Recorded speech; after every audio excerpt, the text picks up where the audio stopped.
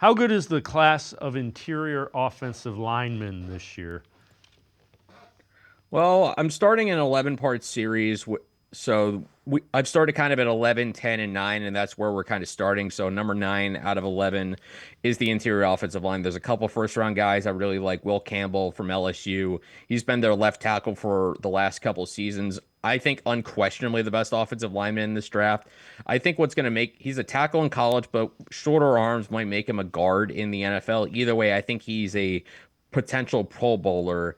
And I think, number two would be way too early for the Browns to potentially take him. If they were picking like ninth or 10th, then I would consider it, especially if you have question, especially considering Joel Bitonio's future, is kind of limited. Wyatt Teller, he's getting up there in age as well, and you want to keep stocking depth on the offensive line.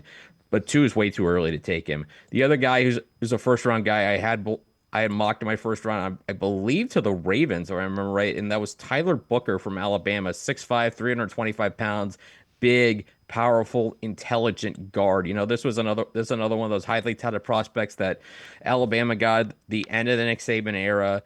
And he's one of these Alabama guys that even though Saban retired before 2024, he had another very good season, just a physical mauler who's going to be very good in a downhill running scheme. I look at this class of interior linemen, maybe another guy or two sneaks in the first round, maybe Donovan Jackson from Ohio State, Gray Zabel from North Dakota State, but outside of those four guys, you'd probably be looking into the back end of round number 2 or round number 3 to find an interior offensive lineman.